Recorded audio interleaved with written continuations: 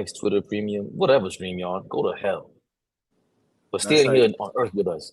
That's how you speak to the people that are helping us get this production going. That's how you show your generosity to stream, y'all. You tell them to go to hell. We were just talking about tough love a few moments ago, Flea. You ain't gotta pause that. All Ball TV. They scared, but I'm not. They don't like comentario. Y suscribe.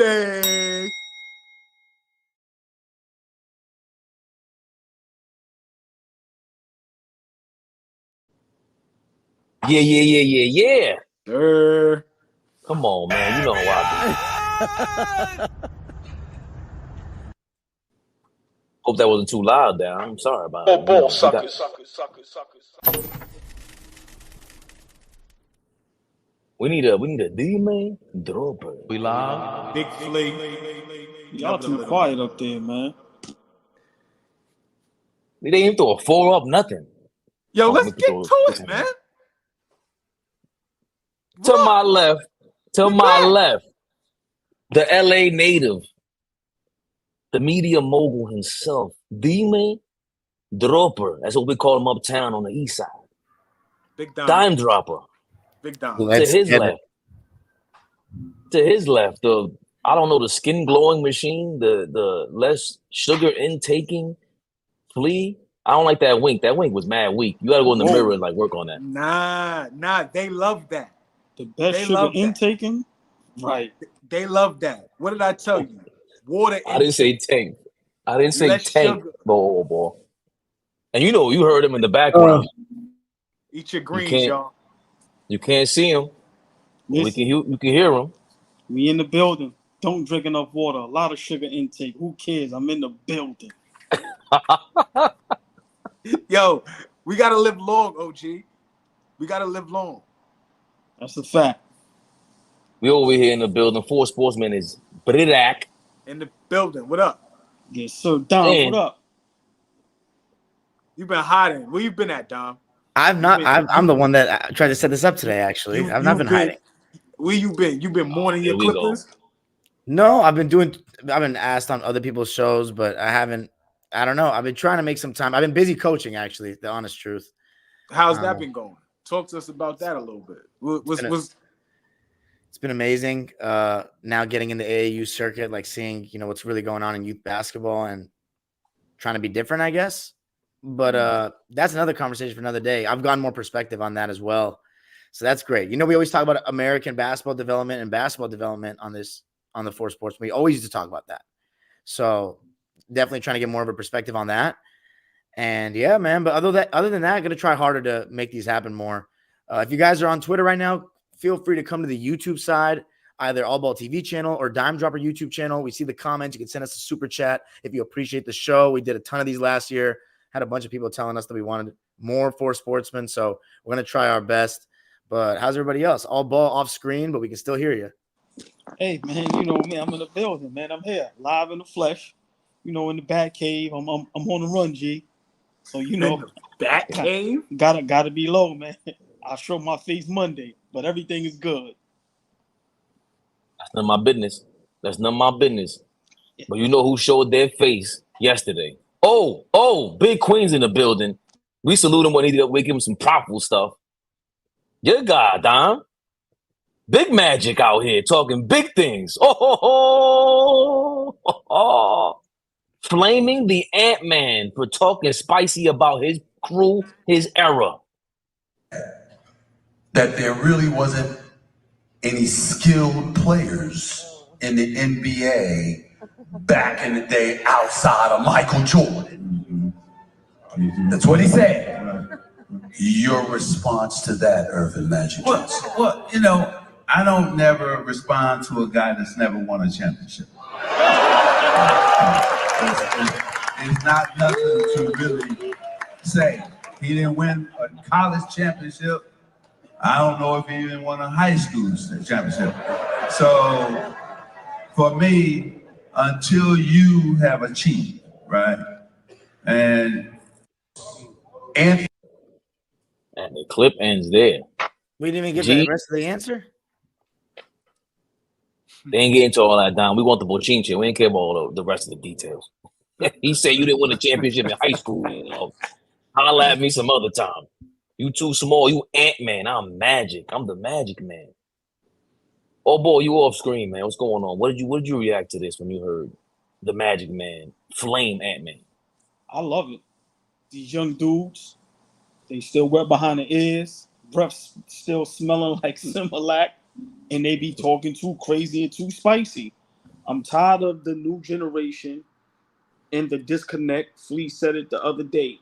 The disconnect between the young and the new is getting out of control. I'm an old head, so I'm not gonna just take the old guy side because some of them hate a little bit too. But the younger today's generation, they literally show no respect to the older generation. And for Ant-Man to say what he said was totally wrong. And for a guy like Magic Johnson, who seems like he doesn't really get into this type of stuff. To me, he uplifts, great businessman.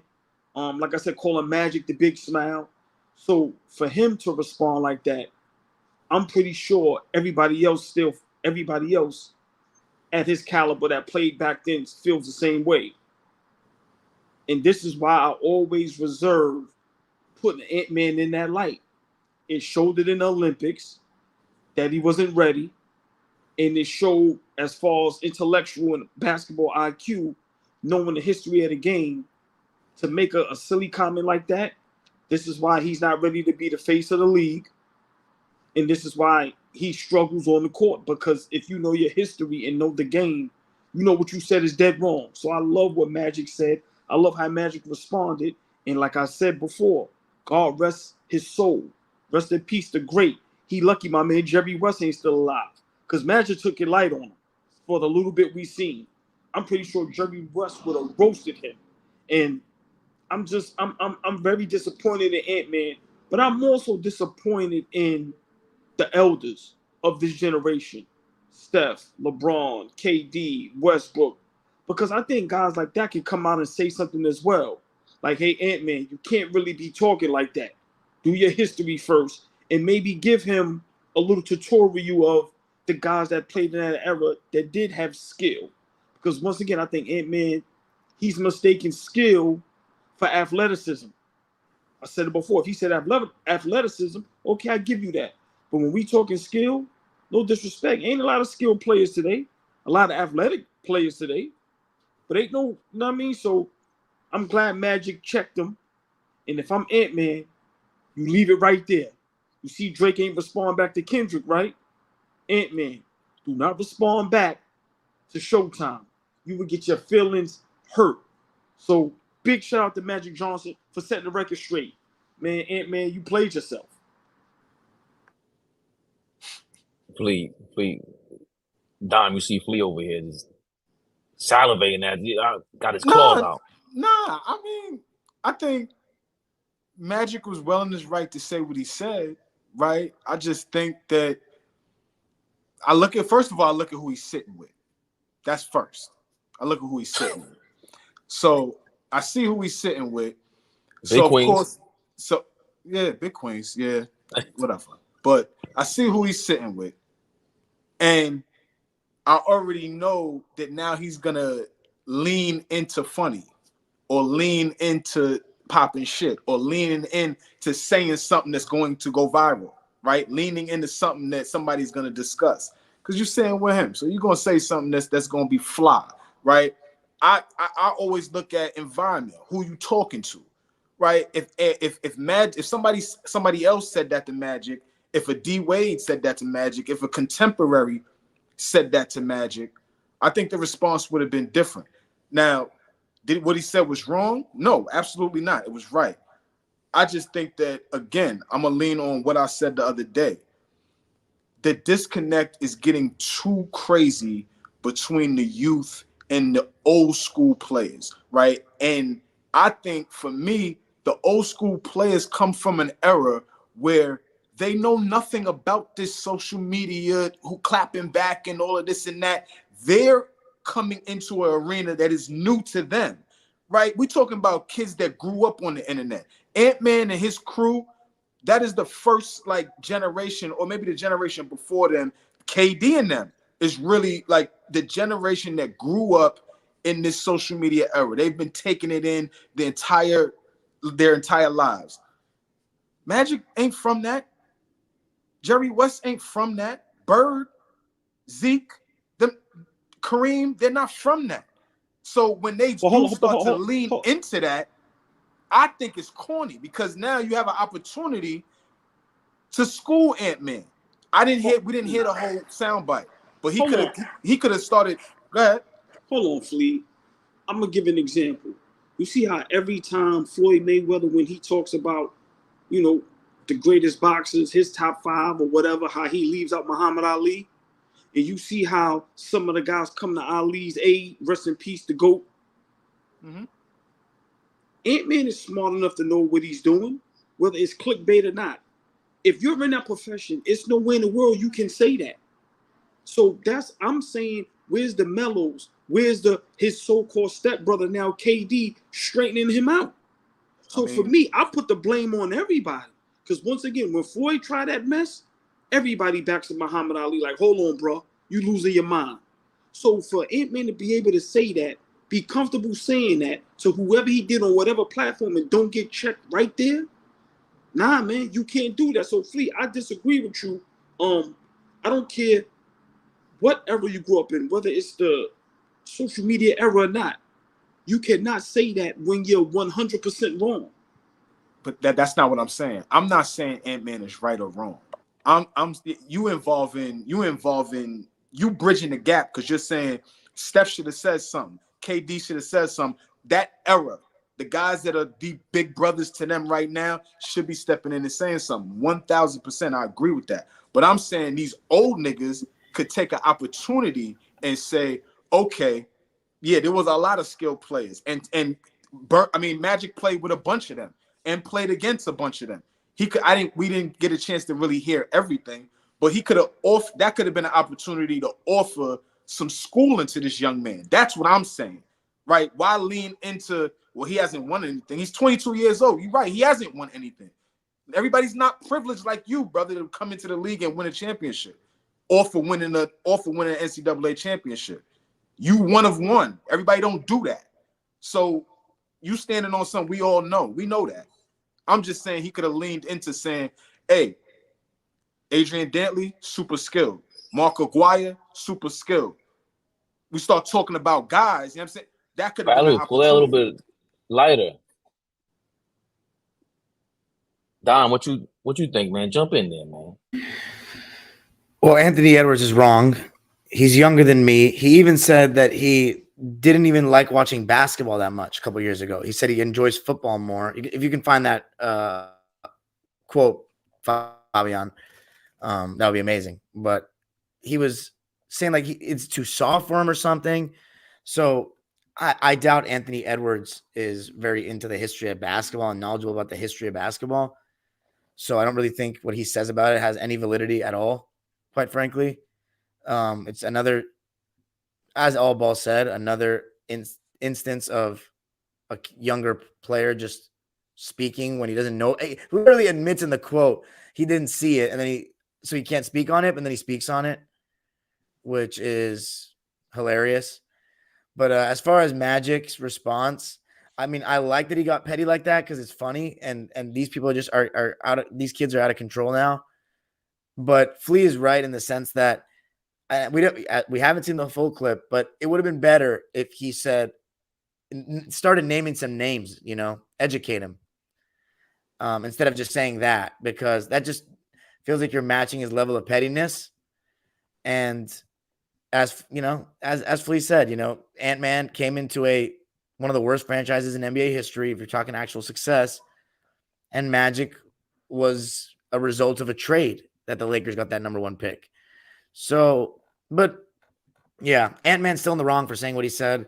I like seeing Magic get a little petty because I think he tries to keep it so like nice all the time nowadays, but he could have educated him a little better. But it's funny to see. I just think this stuff has become ridiculous. This old school, new school, it's out of control.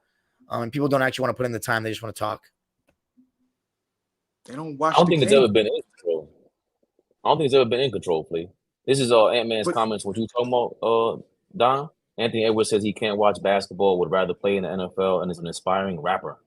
but To this be is honest, what I I'm can't watch basketball. That's this a, is what I'm saying, man. These kids come into the game, these kids come into the league, and they don't love the game. Yo, I just had big shout out to Anthony Ireland. I just had Anthony Ireland on my podcast. Big shout out to All We Live, right? Had Anthony Ireland on All We Live. He played at Loyola Marymount University, Hall of Famer there at LMU, Hall of Famer in his high school, Hall of Famer at his prep school. Like, When did he just play? What era are we talking? We talking from 2010 to 2014. Okay, wow. So he's been playing professionally overseas for the last 10 years. I'm only bringing him up because I just recently had him on the show last week. And what he said was his pops played, professionally as well. Came up under his pops. His pops asked him at 8 or 9 years old, like, do you love the game? He was like, yeah, I love the game. He's like, nah. My pops asked me, looked me eye to eye, asked me, no. Do you love the game? Like, do you love playing? And he had to think about Valerie, what he was saying. stop slamming stuff. And you know what I'm saying? Like he had to think about what he was saying. And he just flat out was like, yo, I really love the game. So it's a big difference than just, liking the lifestyle that it brings and actually loving the game. Now it comes into question, does Anthony Edwards really love the game of basketball, or is he just good at it and plays it? I think he loves playing, and he is good at it. I don't know if he loves the whole thing. And I think there's a lot of players like that nowadays, more than ever before. So many distractions. You can consume basketball in so many ways, and you don't have to watch full games. And it's just the culture has completely changed. That's one thing I'm realizing, Flea, and now that I'm working with kids that play basketball, young hoopers, bro, none of these guys ask me about the NBA. They do not watch full games. They do not even talk about the games that are happening. Back in the day when I was a kid, bro, we used to go to the park and we'd be talking. After we stopped playing pickup, we were talking hoops. These kids have no interest except for a couple of them. And it's wild to me that they all play basketball. Some know that I do this, some don't. I don't really go all out and talk about that, but they don't ask me anything. Mind you, this is a generation of kids that is growing up in Los Angeles that has never even seen Kobe pre-Achilles. And they don't ask me questions about him. Have no clue about him. But they all he's like a deity to them. He's like, they wear his shoes and he's this legend, but they never really seen him play like that. And you they're not watching full old games because they're not even watching current full games. Dude, TikTok, Instagram, I mean, they think because watching highlights will show them the picture enough for them to be able to talk about it at school. But nah, man, it's not the same at all. OG got a son playing right now. OG, what is like, and if you can speak to it, like, what is your son's level of interest in basketball that came before him? Like, what? Because isn't he like 18, 19 years old? He's playing now. So he's 18 and he loves the game. And when I break it down to him, like, you got to watch everybody. And he looks forward to watching old games, YouTube and the old guys. Mm-hmm. Like he knows about Larry Bird. Know what I mean? And he, after a while, he took it upon himself. He loves the game and he just loves watching it and learning it. And, when you talk to him, if he don't know nothing, he's going to be honest. But he's not going to say nothing crazy because, he knows, there's guys that was before KD and Kobe. There were guys before Jordan and Bird. And to me, it's not even about who's better, who's not. I'm just saying I like how Magic responded. The little bit we seen, because I'm being honest with you, this generation, they only respect ignorance. You can't teach them nothing. They don't want to be taught nothing. I'm going to be honest. Sometimes you got to be petty with them. Because all they respect is, like Magic said, I don't know what y'all talking about, but the skill we had, we went in college, high school, and the pros. Sometimes you gotta do that. God rest soul, Jerry West. Look how he showed up. Your man, JJ Redick. Yeah, it might have been petty, but sometimes that's all they respect is petty. You can't talk to them and school them about nothing. So yeah, just Fleet, great question. I just feel, that's why I say the guys that Ant-Man look up to need to school him. Mm-hmm. Just how I school my son. Like my son, just real quick, before basketball, he loved wrestling. Okay. And I said, bro, it was some guys before these guys. Before The Rock and them, it was Hulk Hogan and Sting and all them guys and the Iron Sheiks and you get what I'm saying, Jake the Snakes and don't get Macho Man. don't get Fabian started. Right. Know what I mean? So I just feel, it's up to the OGs now to school these guys, man. And yeah, it's a joke, but now don't get mad at Magic when he spit his fire. Because Magic got every right to say what he say and be super petty. Because let's be realistic. These are the same guys that say Steph Curry's the greatest point guard ever. And we know damn well Magic ain't trying to hear that. So it's a lot behind this with this younger and older generation. Yeah, Magic might be tired. Magic might be a little tired. Exactly. Fabian, your thoughts on Magic's response? I think we always need pettiness. Isaiah and Michael Jordan been beefing for 40 years. Hilarious. It shows you nothing changed. Like Ant-Man is the new thing. He's the new it factor in the game. And he needs the guy from back in the day to show him. The guy who really, it's him and Magic and Bird that started this thing. On live, they changed it from tape delay to live TV. You ain't do that, Ant-Man. Like, Magic could have really got into his bag. You ain't Ant-Man without me. So, like you guys said, we didn't get to watch the rest of the video. The only thing I'm disappointed in is that whole championship thing. I always think that that's stupid.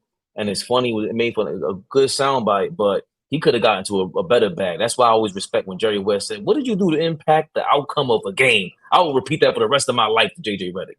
Are you crazy? Because the competitive nature comes out. And again, we always talk about his competition. They don't feel any different than you did, Ant-Man. Like, look at this Isaiah Thomas quote. And Flea, you're going to love this, Flea. Somebody replied to him and said, so they ain't get faster and stronger today? The 7-footers not moving differently? It's not more than 6-7 players moving like 6-footers? Isaiah Thomas, the great Zeke Isaiah Thomas responded, they look faster today because of the rule change, which prohibits holding and hand checking to impede progress. In football, for example, wide receivers can play the middle of the field without fear and rack up more yardage. Today, the rules favor quarterbacks and receivers, which is all I've ever said. But this is something that I don't know if Ant-Man will even understand, and because he respects KD more clearly than Isaiah Thomas and Magic Johnson and anybody else. Those are the guys that really hold responsible because they started all this with LeBron and I'm better than Jordan because I said so business. It's like, nah, there's an argument here. And your little fan base ain't going to trick us into nothing. We watched the game. Yeah, I respect Magic just coming out and saying something. I always hated the whole championship thing because to your point, Flea, you were drafted by an elite team. You don't have to go deal with Minnesota like Ant-Man and Kevin Garnett. You know what I'm saying? But they weren't disrespectful. And, I love it because it gets us started. It gets Dom going because he gets to dip into his traditional historical bag. But for the most part, I love it because, bro, this is where we come from. This is what we grew up idolizing. And it wasn't for no reason. That's the problem that I don't like. We got to teach these young whippersnappers. But we wasn't looking up to no bums. Right. Chill out. That's the other thing. Like, when we respected greatness. Like, we respected greatness. Like, I've always told y'all, like, you know what I'm saying? My pops always tell me, when you go in a room full of older people, especially older men, you guys shut up for a minute. Shut up and just listen for a little bit. Take in what's going on. Because they got some stuff for you. They got some stuff. Now, you could leave what you want, take what you need, but the fact of the matter is they just know more because they just been here longer, right? That's just what it's about. They just have more wisdom. And, you know what I'm saying? Instead of this young generation, especially when we talking about basketball, stop being so quick to talk and say something and be fly. Like, I'm sure Ant-Man was in a capacity where it was something funny, like you said, a cool soundbite. What were you really talking about that you actually said Michael Jordan was the only skilled player in that era. That sounds nuts.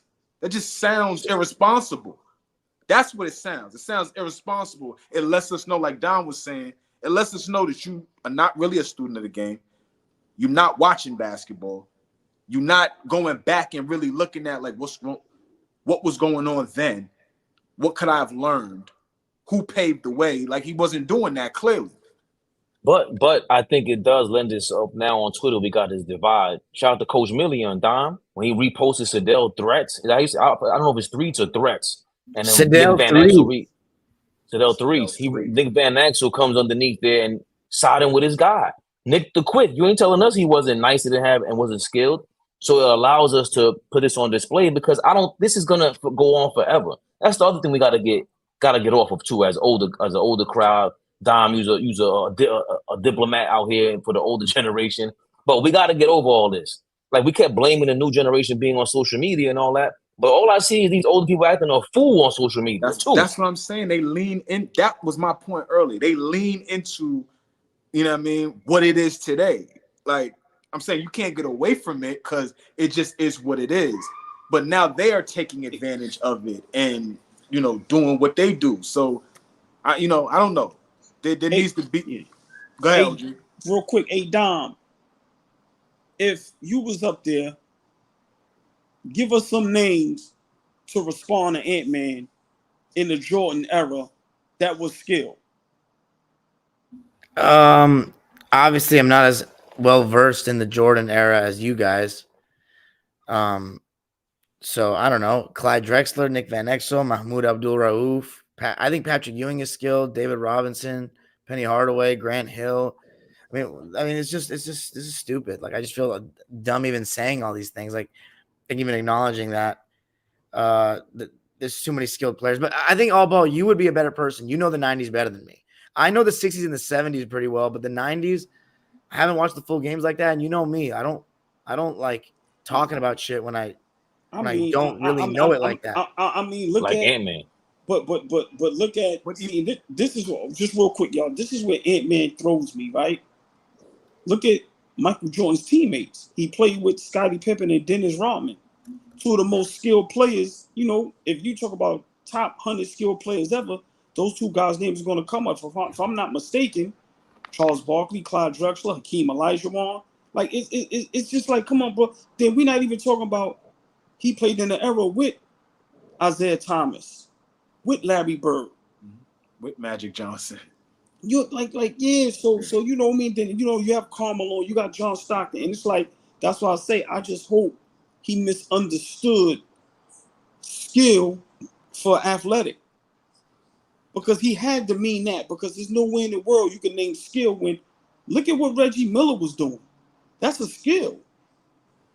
We can laugh at Reggie Miller all we want, but Reggie Miller is top 10 greatest shooting guards all time. Shooters. Speaking of shooters, and speaking of top shooters we've ever seen, Klay Thompson might be at the front of the list this offseason for biggest offseason moves. Went to the Dallas Mavericks. We have a plethora of offseason moves, which goes on way more nowadays than ever before, right? Yeah. Klay Thompson to the Dallas Mavericks, Mikal Bridges to our Knicks, Chris Paul to the Spurs, Paul George to Philadelphia, Russell Westbrook ended up with the Denver Nuggets, and Dejounte Murray to the Pelicans. That's a sneaky little transaction over there. And DeRozan, right? And DeRozan in Sacramento. If you want to mention KCP in Orlando, I think that's major. Please, you the one making faces over there, man. What you over there side-eyeing about? Now I like everything. I thought you mentioned one move that I thought was but okay, so let me set it up straight. Which one is the biggest offseason move when it comes to flea facts? Man, I'm gonna be honest with you. For me, the Klay Thompson move to Dallas, in my opinion, I think changes a lot over there.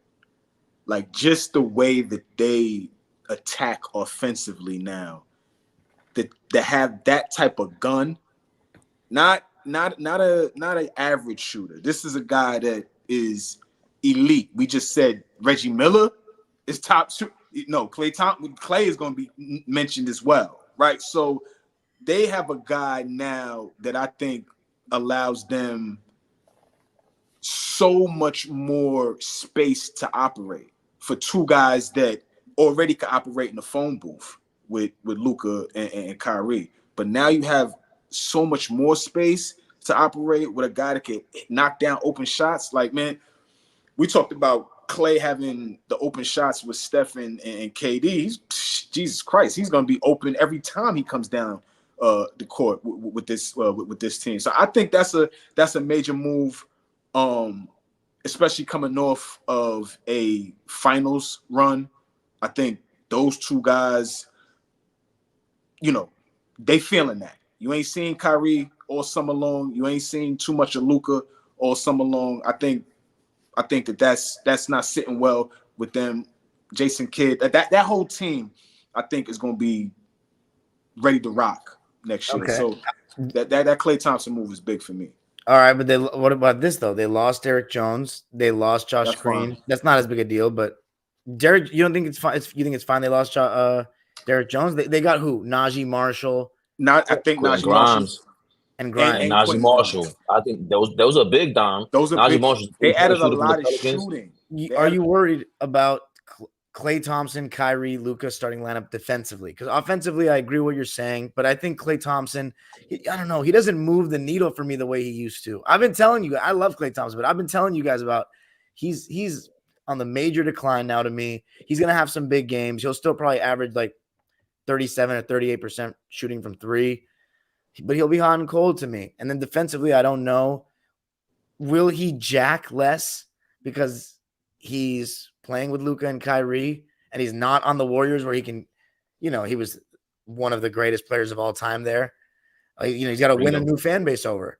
So because he was starting to jack a little bit for me, taking the same shots he used to take when he was in his prime. Yeah, but I think that's tightness. I think that's getting tight. I don't think I'm going to get the rock back. Like, I'm worrying about if I'm a starter now, if I'm coming off the bench. Like, a lot is going on mentally up there. So the type of shots he started, I know exactly what you're saying, Don, but the type of shots he started taking is a clear indicator that he's not sure where he's at in the rotation or even the relationship he has with Kerr anymore. Like, it was time for him to get up out of there.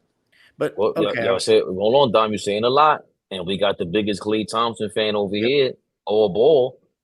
What you think about what Dom is saying about Klay Thompson leaving Golden State to Dallas? He's a shot jacker, apparently. What do you think about him going to Dallas as the biggest offseason move? I agree. I love Klay going to Dallas. Like I said, I think what happened with Klay and Golden State was unfortunate. We tend to forget, it was a lot of personal things going on. And I think, that's what had him kind of messed up. I don't want to give him an excuse for having a bad season. But, when you think your brothers backstabbed you, and when you see the organization not willing to pay you your money and do, things the right way, I think mentally that messed with him. And then him coming off the bench for guys that, no disrespect, I don't even know how they in the league. So you have that. Listen, they got 2-3 guys on that roster that they was putting over Klay Thompson. I don't care how bad he plays.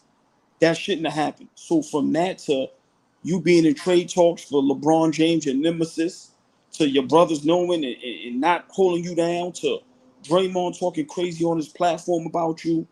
Listen, man, and then the organization not wanting to give you your money, and then your splash brother not sticking up for you. I think mentally he was done. So I think that's what played a major part in him having a bad season with Golden State. I think him going to Dallas, playing with two guys that you have to double team. So now he's going to get wide open shots. I understand they lost some guys in the defense, but throughout the season, I think they can pick up some guys that's going to help with that. Let's be realistic. Derek Jones, he's been all over the place. So you're not going to tell me they can't find another Derek Jones. Okay, but their starting lineup is going to be Kyrie, Luka, and Klay. Defensively, that's not great. Offensively, fine, but you also Flea, you didn't mention that he's going to be taking different kinds of shots now in the sense that it's going to be a lot more stand still, catch and shoot threes. I mean, I definitely think they're going to put him in movement a bit, but it's not the movement of the Warriors. Well, Dom, you have a point, but I would be scared of that lineup in the playoffs. That's that right there. Yeah, is more of what I'm leaning towards. Like at 82 games, like you said, he's gonna have big game. We'll see a 30-point barrage from Klay Thompson at some point this season, just not being able to miss. But I'm talking about in the playoffs, in an NBA Finals, when Luka and Kyrie are just not having good shooting games. I'm talking about percentage-wise, and they need to take some air out of that and open up the valve a little bit and take some pressure out. Klay Thompson can be one of those guys that hit big shots. We've seen him hit big shots. He's still capable of hitting big shots. I'm never going to take that from a guy who's, if not the second greatest shooter we've ever seen. So I just think what I'm referring to more so leans towards the playoffs, like OG was mentioning. I think that's the concern that Dom is bringing up, because even having him as a starting lineup, Dom, I'm not. If you're Dallas, I'm not concerned with how that starting lineup really works out. Bring that mic closer. I'm not really. You can hear me good? Yeah. I'm not really concerned with the 82 game season. Like, that's what you take time to figure everything out.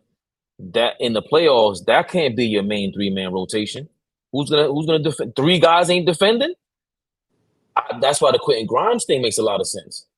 Quentin Grimes, we were very familiar with him. I think y'all are being unfair, a little too harsh on that. Who's gonna defend? They didn't make the NBA Finals just because they hit shots. There was instances where they had to play defense, team defense. Okay, I got individually, Luka is not the guy, is not Kawhi Leonard. I got Kyrie Irving is not the best on-ball defender, but they were the latter seed in every series. They were on the road every series, and they were in the NBA. Like, I just think that they got better defensively. They got better defensively? No, I'm talking about through the season. They got better defensively. Yeah. Well, yeah, like the trade happened. The trade. PJ Washington is still there, right? Yes. But Derrick Jones is a big body. Derrick Jones was guarding the best player in every series in that Western Conference: SGA, Ant-Man, and Paul George. Okay. Right, and they he was hot. They were good, but I just think that's a lot, Flea. You got Gafford and what's the kid, the rookie Favors? Lively. Lively's the second year in the league. He's gonna get better. He can pass his ass off. I love the way Lively passes the ball, but that's a lot of ground he has to make up. He's the anchor when he's out there, and then Gafford is too. They missing up. They might be a super offense, but defensively they lacking, man. You can't just have. To me, I would love to see a 3-man lineup like that. Yeah, throw them out there. Old ass Klay Thompson and Kyrie and Luka. We'll talk more about the Mavs and like where we rank them when we do our preview. I assume we still want to try to do that preview because that last season was great. Yeah, we did. Season. But let me ask you, Fabian. What do you think was the biggest offseason move? Do you think that was Klay Thompson, or are you going somewhere else with that one? You don't know where I'm going? You crazy? It's only one place, baby. Okay. It's only one place. You can't get no bigger than this city, man. We lost Isaiah Hartenstein. I get that. But Mikal Bridges, the same way you hyped about Klay Thompson going over there, Flea, and Quentin Grimes, we didn't mention, he your idol, Don, he helped. JJ Redick helped Quentin Grimes with his shot, and it got a little quicker on the trigger. But Quentin Grimes showed that he can change up his shot, and now he's going to be over there with Luka, Kyrie, Klay Thompson, Quentin Grimes. That's his coach now, Flea. That's wicked. But with the Knicks, come on, man, we're a defensive orientated team, so we're the flip side of that. You got OG and Bridges on the perimeter to make up for Brunson, who's okay defensively because he does his little things here and there. Mitchell Robinson at times.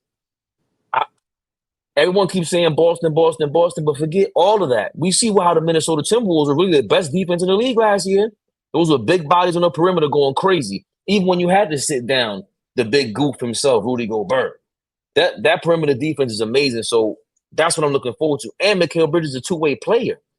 That's the biggest deal by far because that's what, as far as I'm concerned, we have some questions about Klay Thompson in Dallas fitting. We have some concerns about Paul George in Philadelphia fitting.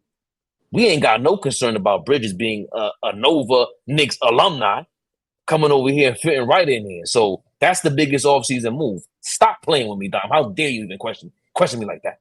What's the starting lineup to you? Right now, Brunson, Bridges, OG, Randall, Mitchell Robinson, if healthy. Hart and DiVincenzo on the bench. Yes, sir. Oh, yeah. A very good bench. Oh, yeah. Deuce McBride back at point guard. Yes, sir. That's what we wrote. No, and Tyler Kolek. You think, but he's the third on the depth chart right now. Deuce McBride was proven otherwise. Deuce had a hell of a run last year, so he's earned Thibodeau's trust. But I fully see Tyler Kolek playing backup point guard minutes because of the type of guard he is. Deuce is not a great ball handler.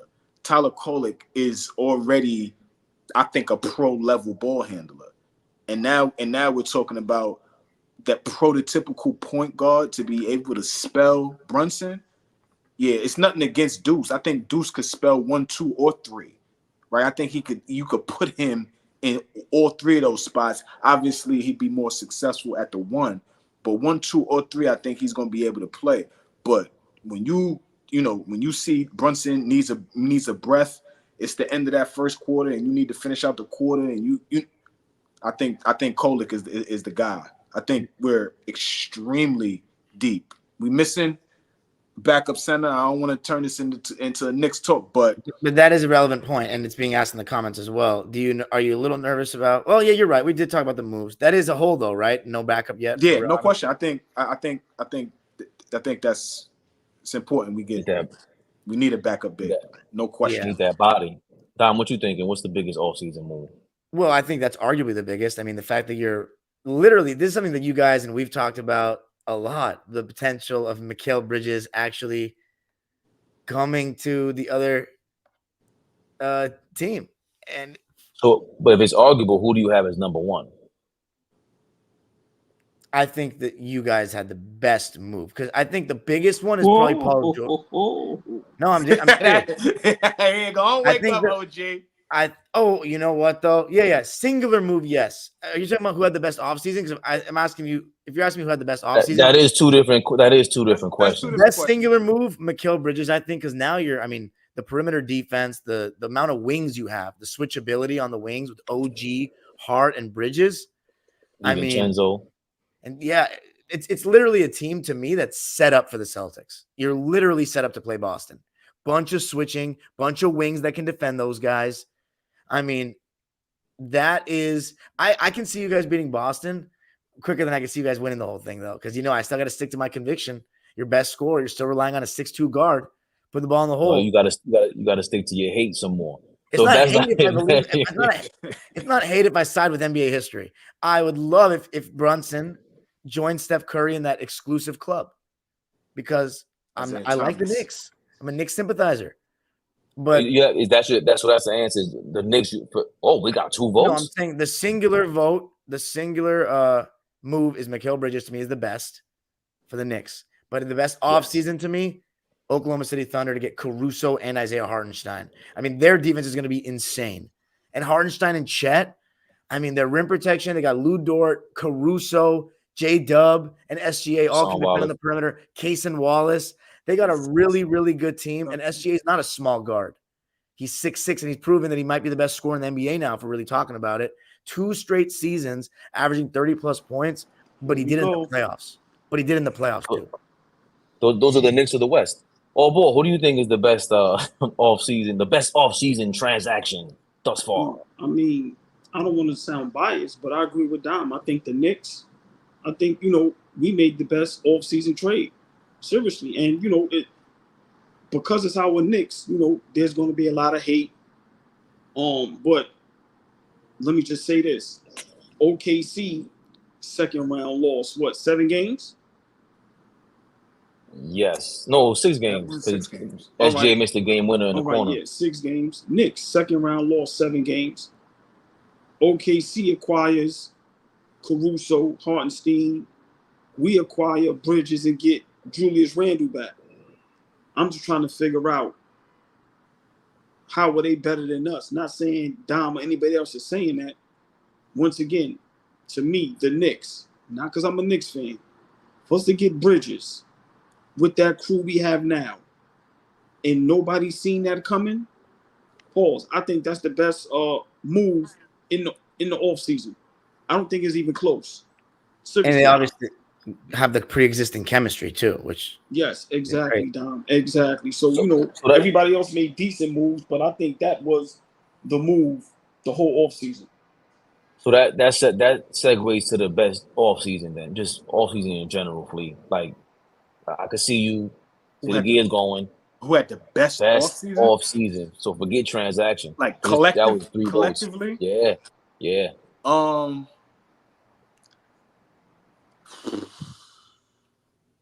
Philly had a damn good offseason. Call it what you want. Like, it's not even talking, it's not fandom. Like, they had a damn good off season. They did.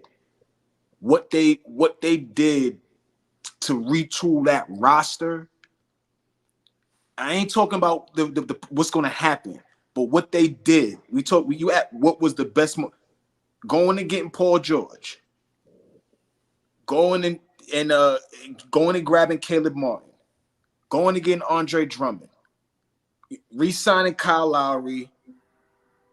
Eric Gordon is there now, right? Like they did a lot of small things over there that's gonna matter when shit really matters. And they had a damn, like, collectively they had a damn good off season.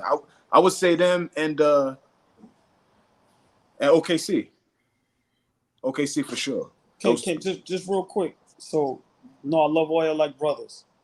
Philadelphia offseason was overrated. Paul George is overrated. We're not talking about that. Andre Drummond is dirt. Let's be for real. Caleb Martin, he ain't have a good season ever since. So to me, that was a fluke. And Kyle Lowry, you don't get out of here with that flea.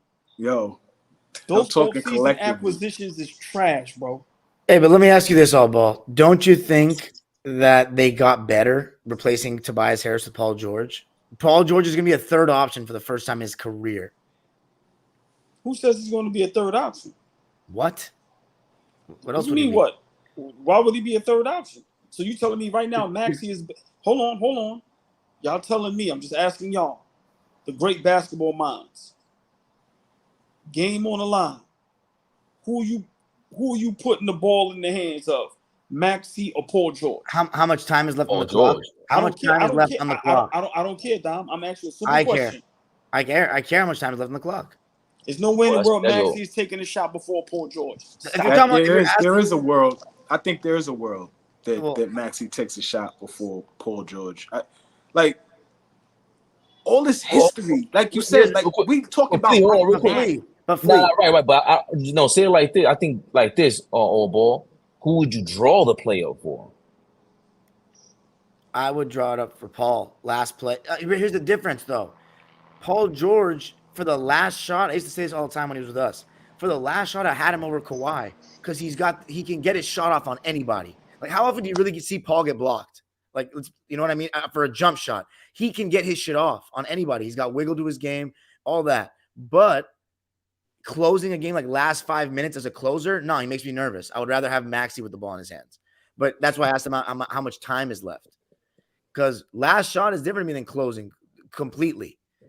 But I think that whole closing thing, Flea, that having the last shot, you draw the last play for them, that feeds into ego. I know Paul George been around 3,000 blocks already, but that is the worry for how do you fit this team together. Eric Gordon's a great addition too, but I've never been big on him since he came out of. He didn't play for Ohio State. Who he played for? Indiana. He's a good shooter. Indiana.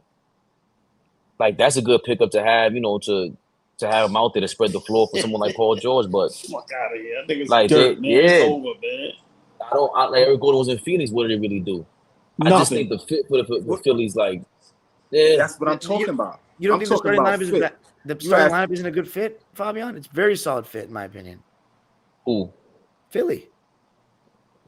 They sound like another super team to me. Ready for destruction. They're a super team, but they have one guard, one wing, and one big. I think it's a nice balance. So all right, so real quick, so they benches Kyle Lowry, Eric Gordon, and Andre Drummond and Caleb Martin.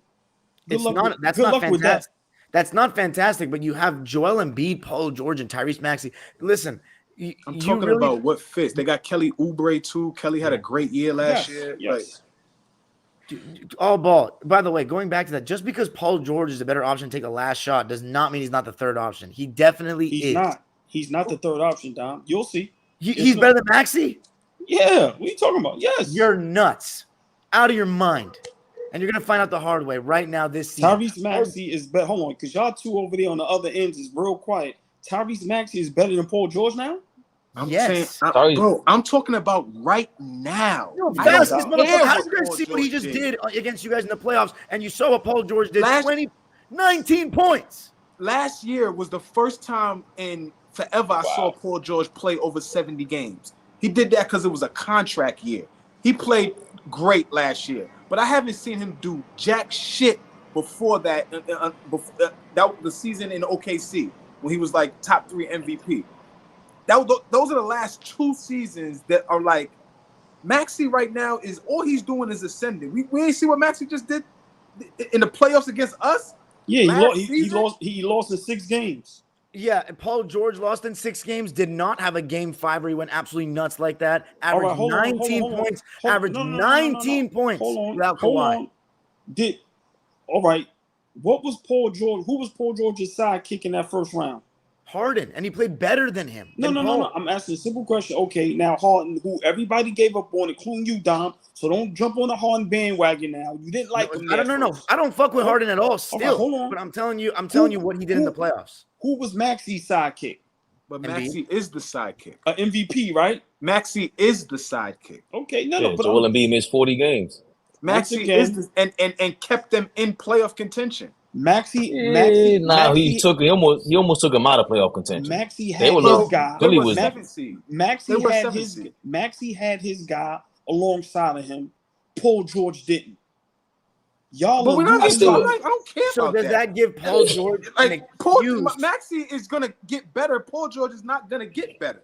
It doesn't even Flea. It doesn't even matter if he's gonna get better or not, because right now he's still not as good as Maxey. I'm telling you, Maxey. But hold on, but I don't want to lose this. I don't want to lose the point. I think the point is Paul George still has to fit in there, and he better not act like he's a second option. There's a lot of chances that happen. Hold on. James Harden was there, and I'm sitting there going, Maxey's better than him. Why is he doing all that? The whole offense stagnates with Harden in the game. All that pocket pass, and they read right through it. Maxey was getting better than him back then. So all I think the point is, the stronger point would be, bro, I don't know if Paul George, if he's over it, if he can just play third option. In the first round with Harden and with Maxey. Get out of here, man. What? Maxey ain't better than no Paul George. Who do you think Paul George is right now? He's better than Maxey. No, he's not. Maxey gets to the rim at will. He gets 2 feet in the paint whenever he wants. So let me ask you a question, OG. Let me ask you a question. Paul George is better than Jalen Brunson right now? Hell no. Yeah, you guys are. No. Yeah. And hold on. And Maxey ain't better than Jalen Brunson either. So see, this is what I'm saying. Yeah, I can't hear it. You bugging right now. Yeah, all right. When it comes to Brunson, leave that alone. Because I wanted to put it right there. Brunson best player in the NBA right now. That's a fact. Okay, but listen. Paul George, Fabian, like you're acting like this guy is gonna come in and he thinks he's so great, bro. He is passive as hell. He took 16 shots a game without Kawhi in the playoffs, bro. All ball making excuses because Kawhi's not there. Does that give him a right to only shoot 16 shots? I get what you're saying. I'm not. That's not thought. I understand what you're saying, but to say Maxey is better than Paul George because y'all brought up the playoffs. You said, look what Maxey did in the playoffs and in the regular season he was better too. Once again, I understand what you're saying, but right now, it's nowhere in the world you telling me I don't believe y'all. Maxey's a better basketball player than Paul George. He's not. I don't care what he is. I'm taking Tyrese Maxey over Paul George. I'm not taking neither one. Yeah. But that's fine. But it's okay. I got to pick them off the baseline. Give me Maxey before I pick Paul George. And it's never been about Paul George's ability. It's always been his effort. And he was getting mad emotional once again last year. He played 70 games for you, but he even came out like, yeah, after the trade negotiations, and come on, get him. I don't want that on my team. But that emotional wreck could lead him to think he's the second best player on the team for whatever reason. That's quite possible. I think he'll only start complaining if he's not getting enough touches or shots after then they start losing some games. But I don't think he's going to come in with that kind of attitude at all. And he's very easy to play with if we're being real. In terms of him moving off the ball, working quickly off the catch, any coach would like to have Paul George to have in their offense, to me. At this juncture, he needs to accept whatever role is best for the team. And if not being the second option on the team is the best role for you on the team, the point in your career, we boosting you up still off of shit that you did years ago. But like all ball loves to stand on, championships. This dude ain't won shit yet either. So what you come into Philly to think you the second option, and if that doesn't work, things are gonna have to change if you want to win. And they set that team up to win. Like Paul George better not come over here thinking he's second to Embiid. Don't do it. Who's helping Paul George on the rotation? Batum, to me, it was better than Oubre on defense. There are a lot of guys out. Who's the defenders now? They kept him no, too. Batum was he's on the Clippers. He went back to LA. Oh, they came back to LA. Ew. That's a major loss. We're very excited about that. I like Batum. Even when I was watching Oubre, I'm like, yeah, he's a big body, but Brunson gets right by him. I'm not impressed with Oubre like that. Who's playing defense? Eric Gordon? Who's defending for the Philadelphia 76ers? Remember, Embiid's out for 50 games. You already know that. Okay, I'll say that Paul's not bad at defense. He's just not as high effort on a nightly basis like he used to be, but he can still defend, not the best player, but the second. Let's see him try to defend my guy Brunson. No, he won't do that. It's going to be Kelly Oubre all the time when you play each other. Anyway, that's awful. We're going to torch him. And we're going to torch him. Hey, barbecue. What you say, please? I missed it. I got to run it. Now, hold on, fellas. All these bums Philly got, please, you still feel like they got the best offseason? Not yet. I think collectively, what they did they got a way better team than they had last year. Okay. I just don't think there's another team that added to their team to make them like way better. Maybe guys will get healthy like us. Our Knicks, Julius Randle coming back, and the piece and the Bridges piece is insane, right? It changes everything for us. But who you think had the best? Hold on, because Dom got to run. Who you think had the best off season in total, or in who has the best off season collectively in this summer? Dom. Okay, see, but I think also we didn't talk about it really, but briefly, I think DeRozan to Sacramento is underrated. I think it makes them a little better. They might win a round, but I don't see them going past the second round, to be honest. It just gives them another score in the half court. To me, they just have like a lot of guys where I'm like, none of them are a true like number ones that will take you to me to the finals or further. I think they have, I don't even know who their best player is, Fox or Sabonis. I think it's debatable. And then DeRozan's good, but he's worse than them. So I think they can get to the second round. Maybe if some injuries happen like Indiana, they can have that kind of run, conference finals. But, they just got a little more serious, but they're still not very serious. But I still am happy for DeMar because he's finally going to be like a true second scorer on his team, or maybe, he's the second best scorer on the team. So, yeah, but they're not. OKC's number one. So who's second in your book? Best off season? New York. Okay. All ball. Who do you think had the best off season in general? I'm gonna have to agree with Dom. OKC to add, the two guys they added, Hartenstein, Caruso. I think Flea, Dom, y'all all alluded to it earlier. To me, that's the best off season. Because they actually didn't lose anything. Like y'all said, Philly lost Batum, which is a big loss, But OKC, listen, man, I'm not putting them at championship contention, but the best off season, OKC hands down. And then second, I will go with our Knicks, and then third, I will go Philly. You already answered that, Flea? You said Philly or? Yeah, I think Philly. Of course, us. I'm biased. I think us, everything. Us. Right. Us. But if I need something else, I think Philly did that. I think with the fact that we're number one, of course, but Philly did. Let's say they got better, just for argument's sake. Let's say Boston remained the same, and in the Bucks, they got a year under their belt with these guys, championship guys who's been in the finals, won the finals, been in playoff contention. I think what makes OKC's thing even stronger, and the Magic got better with KCP over there in the East. Good What move. makes Underrated OKC's move.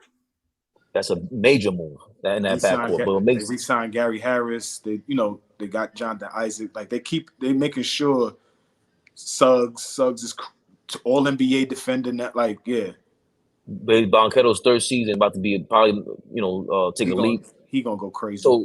So the East has gotten Miami to me has gotten way better. I can't wait to talk to your cousin on Don. Holla at him. I want to get him on and talk about Miami. But so the East has remained the same. The powerhouses all gotten better, all of them. Then the West, if we being real, did Minnesota really get better? You lost Slow Mo. The kid Dillingham he's an undersized athletic guy. Did Denver really get better? No, they got worse.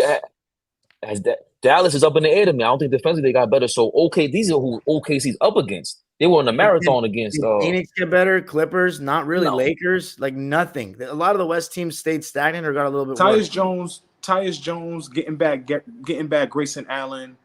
Like Phoenix got a chance to be good. Phoenix got a little good. Good. I don't think they're beating Minnesota the way it is. Minnesota has the Ant-Man's maturation and the Nikhil Alexander-Walker match. Like for them, it's development with Ant and those young guys. But can I say it first here? I'm the first to say Minnesota's overrated, and the leaps that people think they're going to make. I think if they meet up with Phoenix now in the first round with the acquisition of Tyus Jones, I think that's a total different outcome. I don't see people too high on Minnesota. I'm not. Like Flea always say, they didn't get better. Sneaky. Pelicans got a little better. Zion's not fat. DeJounte Murray is a good pickup. What are they going to do though? Bigger guard. Are they going to bench? Is CJ coming off the bench and being a sixth man? Because I know they tried to trade Ingram, and now they're saying they can't find a suiter. No, why that can't be the backcourt? Murray and CJ in the backcourt. Because then you're okay. Then what's the rest of your team? Ingram, Zion. They're already going to start some rookie at center because they lost Valanciunas and Nance. But you can't not start Herb Jones. You just can't do it. Can't do that. But if you still have Trey Murphy coming off the bench. You still have Jose Alvarado coming off the bench. Who's their big? Who's their backup? Who was their backup big? They have a new big, some rookie, I think.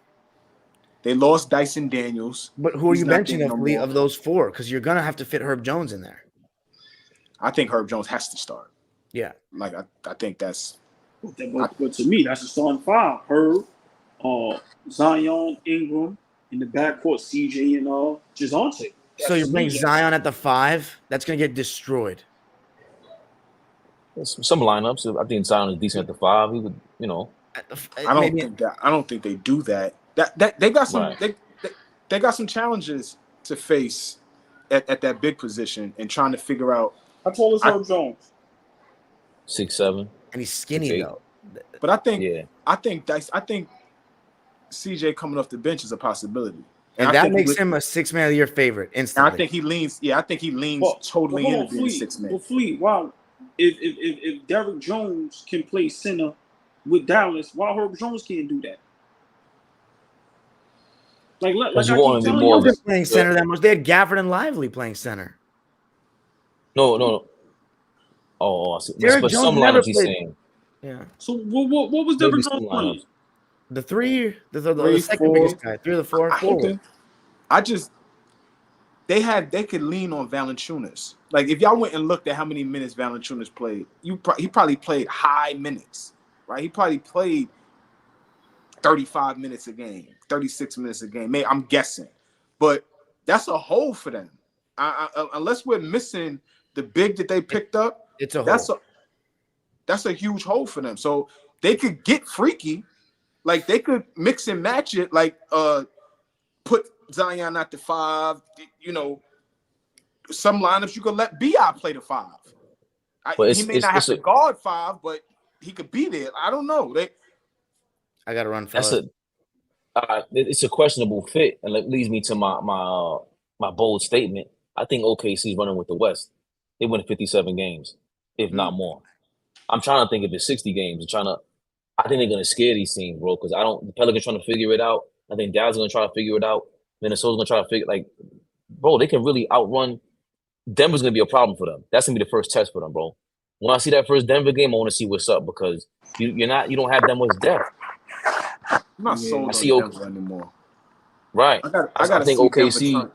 I gotta see Denver turn up on niggas again. I'm not very I gotta see. I mean, I know what time Joke is on. Murray didn't have a good Olympics for me. His season wasn't the greatest to me. That last playoff run, I'm feeling some ways about Jamal Murray. So I got to see Denver fix things over there. And the Michael Porter Jr. contract. Go ahead, all ball. No. I agree. To be honest, I'm not really sold on nobody. But our Knicks, and that's not because I'm biased. It's just, OKC, Minnesota.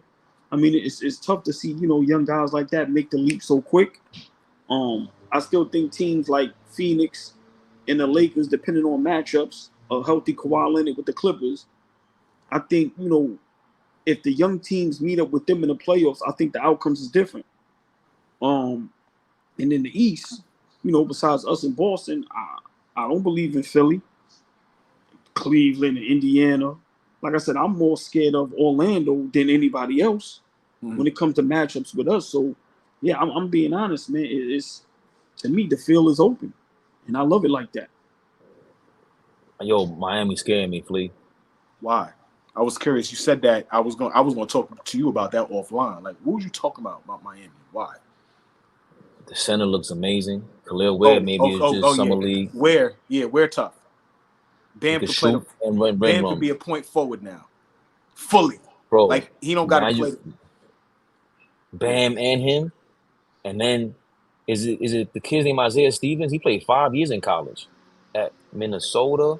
I forgot what school he went to. I say 5 years. What the hell happened there? But he had a COVID year. That COVID year.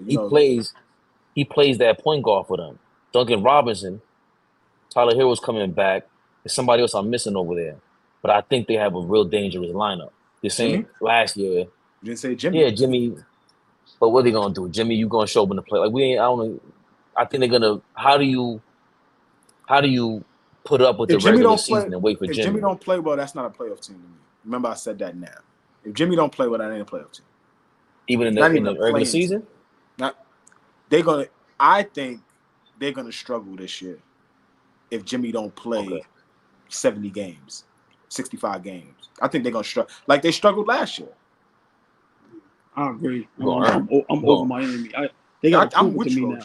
Yeah, I'm done with that. I think the Florida trip is gonna change up, bro. I think that Florida trip is gonna be crazy this year. The Florida twosome, whatever they call it. Mm-hmm. They don't even have a name for it. I don't know it's Texas twosome. Y'all got another time. Texas threesome. Right. Alexis, Texas. You got another topic, or we could read some of these. God. I'm jumping out of here. I know you're gonna read some of the comments. OG. I'll read some of it, but we gotta read this, OG.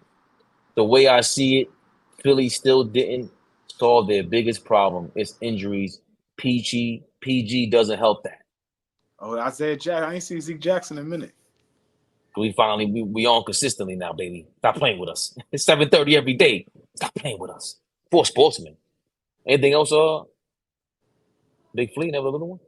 I'm good, baby. For Sportsmen. We back at it. You know the deal. Young cats don't care about players in the 80s. They were going crazy. I know they was going crazy. What about Sims? Isaiah White about to start Sims. No, the hell we not. Hope not. Is that what he said? Yeah. Oh, I thought he said what about Sims? Oh my God. Yeah. I got this on the small screen. Put your glasses back on. Word, this ain't Nick Rehab. I'm sorry. East is tougher than the West. Yeah, that's your man, Stocksinio. Your man is crazy. Stocksinio. I think OKC's running with it though, Flea. I think the West is doomed.